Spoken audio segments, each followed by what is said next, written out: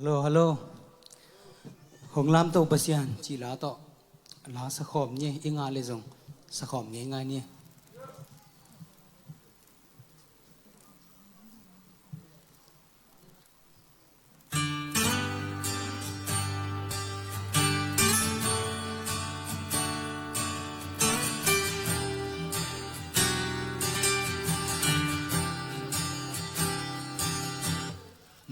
Pian na zo gam le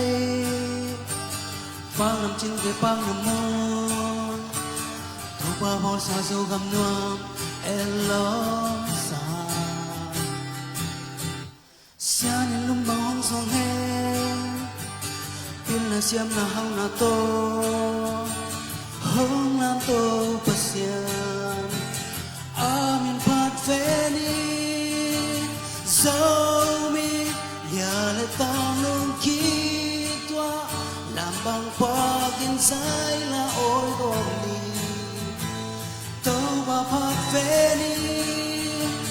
cối buồn cối ngọt ý hay gió nghiêng hôm nay tàu ba lê sâu gam lê mang hiền nghề kế đi tàu tung nghe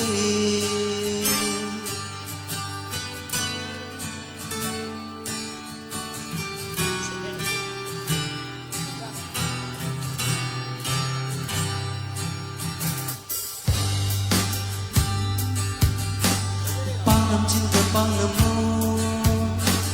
to pa ho sa zo gam nuam elom sa sia ni lum bang hong song he pin na siam na hong na to hong lam to pasian amin pa ve ni so ni ya le ta lung ki tua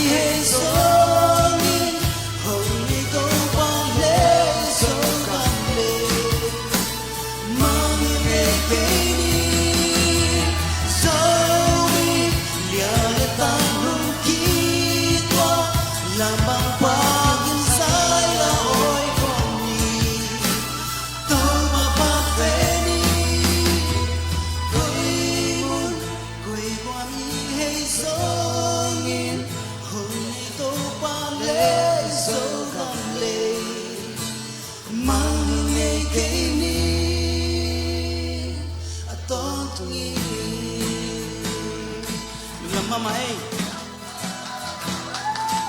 nó khỏi một con này con tình nào